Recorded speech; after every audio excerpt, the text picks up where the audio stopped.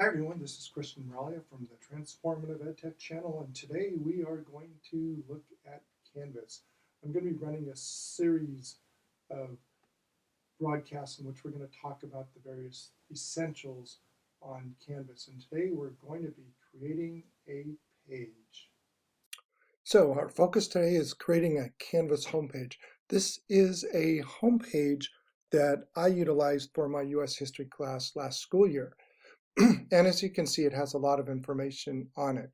This is what students, when they click on, would be directed to when they access my course. As you can see, it has it has a lot of information. I like to put basic school information, class schedules, things like that, especially in light of the fact that we did spend our whole school year in remote learning. I would still put this information down for students too as a quick reference. I also included in this, in my homepage, basic information. Now I realize that a lot of institutions create blueprint homepages and then you can do very little to modify them. In my particular case, our particular case at our school site, it was almost like we had a competition to create the best homepage, which is fine, but we always need to keep in mind that it's all about student navigation and trying to make sure that the students have a roadmap to the course with the home page. And so you can see here that I put some course information. You can see that I included contact information.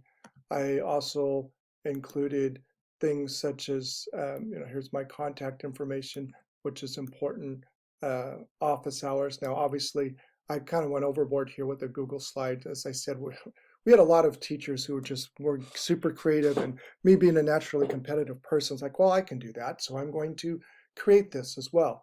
I wanted to make sure that students had access to any of the codes for different apps that we use, whether it was Newsela, Flipgrid, et cetera, et cetera. So these all led to other pages. And the purpose behind this is to have that one stop so that the students could access all of the information. I also included a weekly agenda. So in case the students, when they logged in, they could see this is what we are going to do for this particular week. I had the bell schedule, I had frequently asked questions. So everything is there for the students to access. I included my course syllabus as well, because on Canvas you could actually create a syllabus page. I just didn't want students to be going off. I wanted to limit their access. You can see there's only 3 things here that they can actually access based upon the links here. And these are only 3 things that they're going to see. So I didn't want to put things such as syllabuses or anything else there. I wanted to limit their navigation purposes. And think of a map. If you're going to a destination, you want to limit any going side streets, alternative routes, things like that. And that's what I tried to do here.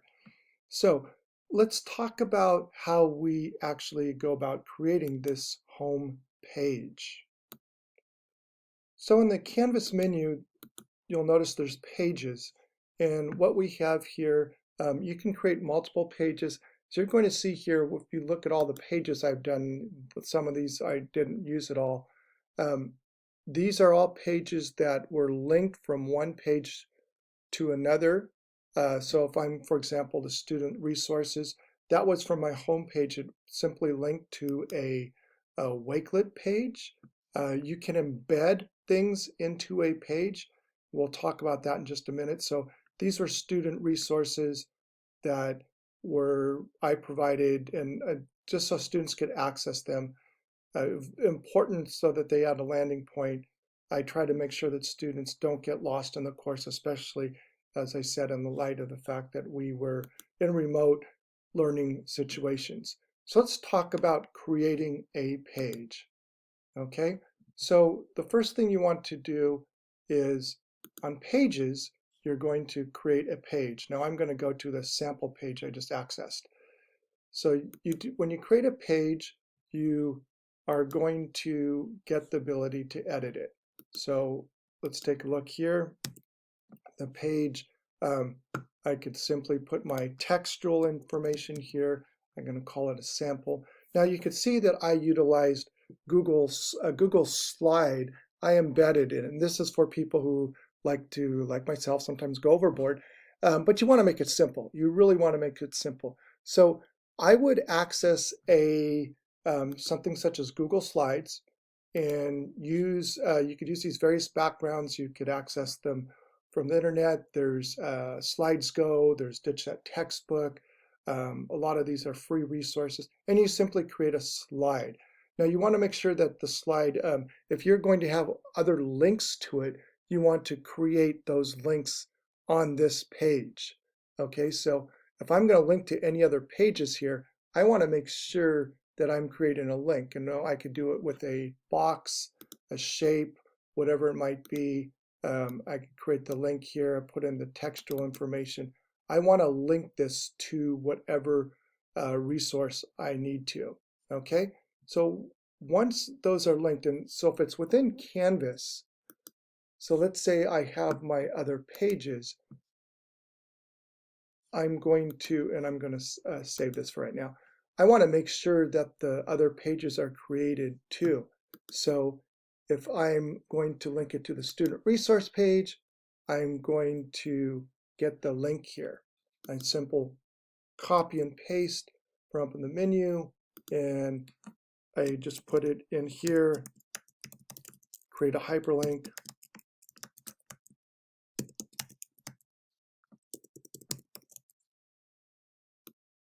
Do this, and this is going to link it into Canvas. Okay, so now I'm ready to embed this. Okay, so I'm going to publish to the web, and I'm going to click on the embed function, and I'm going to copy and paste this. Okay, now I'm going to go to my page menu.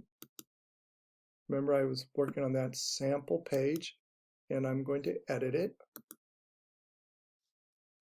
And this is where Canvas has gotten really simple here. I'm just going to click here, insert embed code. I'm going to click here, and boom, I have it. And you can adjust the height and the width of your page as you see fit. I click it in there, and boom, I have my page. You can even see it's even linked. I'm going to save it. Okay. If I click here, it's going to go to the student resource page. How cool is that? Okay, now determining where your front pages are is important too. So the front page, you want to make sure, so you see I have a front page here. You want to make sure you are linking to the page that you want to show up in front here. So I'm going to make this right here my front page. Okay, and so now it has the front page ability. All right. So if I click on this right here, you can see that it's the front page. Okay.